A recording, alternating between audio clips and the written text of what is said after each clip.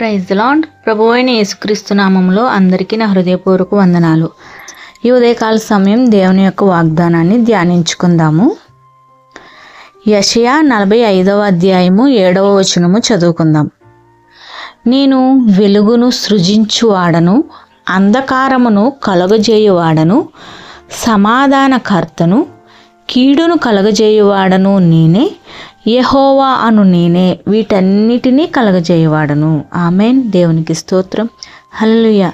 ఈరోజు ఈ వాగ్దానము, దేవుని యొక్క వాగ్దానము, దేవుని మాట మనకు ఎంతో తృప్తిని కలిగిస్తుందండి. ఇక్కడ దేవుడు ఏం చెప్తున్నాడంటే, ఈరోజు మీతో నాతో మాట్లాడుతున్నాడు. నేనే సమస్తాన్ని సృష్టించాను. వెలుగుని చీకటిని దేవుడే సృష్టించాడండి. ఆయన సమాధానకర్త. అయితే కీడును కలగజేయవాడను నేనే అంటున్నాడు ఇక్కడ దేవుడు. ఈ మాట ఈ రోజున చాలా అభ్యంతరకరంగా ఉండవచ్చు. కీడును కలగజేయవాడను నేనే అంటున్నాడు దేవుడు. దేవుడు కీడు కలగజేస్తాడా? నా కీడులన్నిటికీ కారణం దేవుడేనా? నేను శ్రమలు అనుభవిస్తున్నాను, నేను సమస్యల్లో ఉన్నాను, నేను ఇబ్బందుల్లో ఉన్నాను, వీటన్నిటికీ దేవుడేనా కారణం అని మీరు అనుకుంటూ ఉండవచ్చు ఈ మాటను బట్టి. ప్రియమైన దేవుని బిడ్డలారా, ఈ యొక్క వాక్యాన్ని ధ్యానించినప్పుడు దేవుడు సమస్తాన్ని సృష్టించారండి. కానీ ఈ రోజున సృష్టికర్తనే మర్చిపోయారు. మనల్ని ఆదరించే దేవుడు ఉన్నాడు, మనల్ని కాపాడే దేవుడు ఉన్నాడు. మన దేవుడు పరిశుద్ధుడు కాబట్టి మనం కూడా పరిశుద్ధంగా ఉండాలి అని అనుకోకుండా సొంత నిర్ణయాల వల్ల, సొంత ఆలోచన వల్ల, అంటే దేవుని చిత్తం ఏమిటో తెలుసుకోకుండా సొంత నిర్ణయాలు, సొంత ఆలోచనలతో జీవితాల్లో సమస్యలు కొని తెచ్చుకునే వాళ్ళు చాలామంది ఉన్నారు. లేనిపోని సమస్యలు, లేనిపోని ఆర్భాటాలకు, ఆడంబరాలకు వెళ్ళిపోయి, లేకపోతే ఎక్కువగా ఆలోచించడం వల్ల, ఎక్కువగా ఆవేశపడడం వల్ల, దేవుని ప్రేమ లేక అసూయతో, ద్వేషాలతో, కోపాలతో, అహంకారాలతో అనారోగ్యాలు పాలైపోయేవాళ్ళు ఎంతోమంది ఉన్నారు. ఈరోజు మరి సమస్యలు, ఇబ్బందులు ఇవన్నీ ఎందుకు వస్తున్నాయంటే, ఎవరి క్రియల ఫలం చొప్పున వారికి జరుగును అని దేవుని వాక్యం సెలవిస్తుందండి. కాబట్టి మన క్రియలే మనకు కారణం. మనం అనుభవిస్తున్న సమస్యలను బట్టి వాటిని మనం ఎప్పుడు గుర్తెరగాలి, వాటిని మనం ఎప్పుడు గుర్తించుకోవాలి. కాబట్టి ఈరోజు మీరు ఏ సమస్యల్లో ఉన్నారో, ఏ ఇబ్బందుల్లో ఉన్నారో, దానికి కారణం ఏమిటి, ఎందుకు ఈ సమస్య వచ్చి పడిందని మీరు ఆలోచించండి. దేవుని దగ్గర పశ్చాత్తాపడండి. మీలో ఉన్న తప్పుదాలను, మీలో ఉన్న లోపాలను దేవుని దగ్గర ఒప్పుకొని విడిచిపెట్టి, నీవే సహాయం చేయండి, నేను మారు మనసు నాయన, నా మనసును మార్చుకుంటానయ్యా, ఇంకెప్పుడు ఇటువంటి ఆలోచనలతో ఉండను, ఇటువంటి తప్పు చేయను, ఇటువంటి గర్వము నాలో ఉండనివ్వను, నేను గర్వాన్ని విడిచిపెడతాను. అలా మీలో ఉన్న తప్పిదాలను ఏదుంటే అది, మీలో ఉన్న లోపము, దేవునికి విరుద్ధమైన లోపం ఏదున్నా అది దేవుని ఎదుట విడిచిపెట్టినప్పుడు దేవుడు మిమ్మల్ని ఆశీర్వదిస్తాడండి. దేవుడు మీకున్న సమస్యలను తొలగిస్తాడండి. ఇక్కడ దేవుడు కీడును కలగజేయవాడని నేనే అంటున్నాడు కదా. అయితే దేవుడు కీడును కలగజేయడండి. దేవుడు ఒక తల్లిగా, ఒక తండ్రిగా మనకి హెచ్చరిస్తున్నాడు. చూడండి, తల్లిదండ్రులు పిల్లల్ని గద్దిస్తారు. పిల్లలు బాగా చదువుకుని మంచి ప్రయోజకులు అవ్వాలి అని తల్లిదండ్రులు ఆశపడతారు. ఆశపడినప్పుడు వాళ్ళు తల్లిదండ్రులు ఆశకు తగ్గట్టుగా వాళ్ళు లేనప్పుడు, వాళ్ళ ఇష్టానుసారంగా వాళ్ళు నడుచుకుంటున్నప్పుడు చూడండి, తల్లిదండ్రులు గద్దిస్తారు.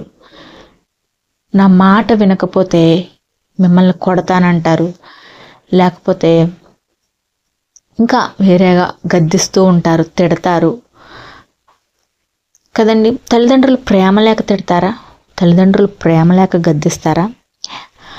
భయము వస్తుందని తల్లిదండ్రులు అలా గద్దించినప్పుడు ఆ భయము, ఆ భక్తి వాళ్ళలో ఉండి వాళ్ళ యొక్క ఆ యొక్క క్రియలు వాళ్ళు మార్చుకుని వాళ్ళు క్రమశిక్షణలో నడిపించబడతారని తల్లిదండ్రులు పిల్లల్ని హెచ్చరిస్తూ, గద్దిస్తూ వాళ్ళని సరైన మార్గంలోకి నడిపిస్తారు. ఒక మంచి తల్లిదండ్రులుగా, దైవికంగా ఉన్న వాళ్ళు అన్నమాట.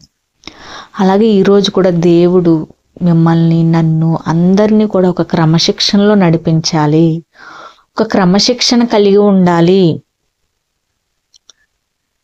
అలా లేకపోతే అంధకారం అనే బంధకాల్లో పడిపోతాము అని దేవుడు చెప్తున్నాడండి. నేనే వెలుగును అంధకారమును కలగజేవాడును నేనే, సమాధానకర్తను నేనే, కీడు కలగజేవాడును నేనే, యెహోవాను నేనే, వీటన్నిటినీ కలగజేవాడును అని దేవుడు చెప్తున్నాడండి. ఈరోజు తల్లిదండ్రులుగా ఉన్నవాళ్ళు కూడా అలాగే అంటారు కదా, చెప్పిన మాట వినకపోతే నా సంగతి మీకు తెలవదు, నేనేం చేస్తానో మాకే తెలవదు,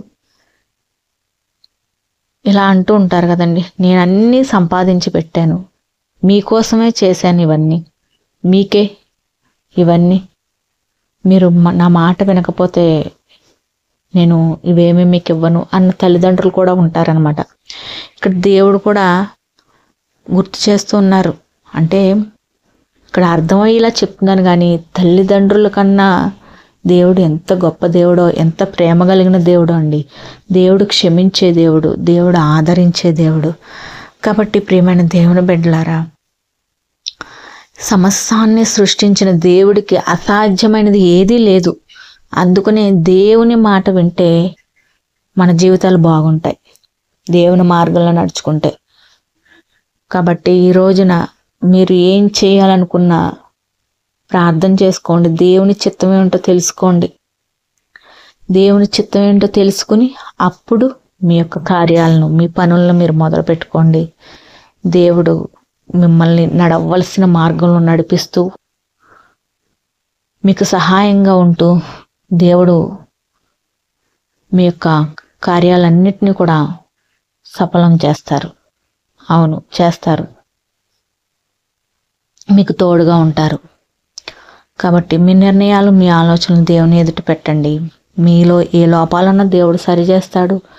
మిమ్మల్ని గద్దించి బుద్ధి చెప్పి సరిచేసి సక్రమైన మార్గంలో నిలబెట్టి అప్పుడు ఆయన ఆశీర్వాదాలతో మిమ్మల్ని నడుపుతాడండి. బైబిల్ గ్రంథంలో కూడా ఎంతోమంది భక్తులు ఉన్నారు, ప్రార్థన చేసుకోగానే వాళ్ళకి ఆశీర్వాదం వచ్చేయలేదు. దేవుడు యాకోబు ఉన్నాడు. యాకోబు అంటే ఒక మోసగాడు. యాకోబు అనే పేరుకు మోసగాడు అని అర్థం. అయితే యాకోబు ఆ జ్యేష్ఠత్వాన్ని పొందుకోవడానికి, దేవుని ఆశీర్వాదాలు పొందుకోవడానికి అన్నను మోసపుచ్చాడు. అంటే మోసపుచ్చాడు అంటే ఎందుకు మోసపుచ్చాడు? దేవుని గురించి మోసపుచ్చాడు. అయితే మోసగాడైన యాకోబు అది మోసపుచ్చి తను ఆ ఆశీర్వాదాన్ని పొందుకోవాలనుకున్నాడు. కానీ అలా మోసపుచ్చడం తప్పని దేవుడు యాకోబును సరైన మార్గంలో పెట్టి, యాకోబు దేవుడు అనుగ్రహం, దేవుడు ఇచ్చే ఆ యొక్క జ్యేష్ఠత్వాన్ని పొందుకోవడానికి చాలా సంవత్సరాలు టైం పట్టిందనమాట.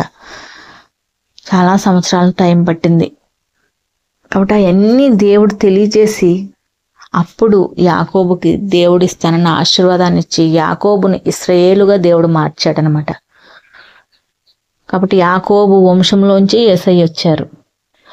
ఆ యొక్క అధికారాన్ని పొందుకోవడానికి యాకోబు ఎంతో కష్టపడ్డాడు, ఎంతో శ్రమించాడు, తను తాను మార్చుకున్నాడు, పశ్చాత్తాపడ్డాడు, దేవునితో పెనుగులాడాడు. యాకోబు అనే పేరును దేవుడు ఇశ్రాయేలుగా మార్చి గొప్ప జనాంగంగా చేశాడనమాట. అలాగే ఈ రోజున తనను నమ్మిన బిడ్డల్ని అలా గొప్ప స్థితిలో దేవుడు నిలబెడతాడు. కాబట్టి దేవుని మార్గంలో నడుచుకోండి, దేవుని యందు భయభక్తులు కలిగి ఉండండి.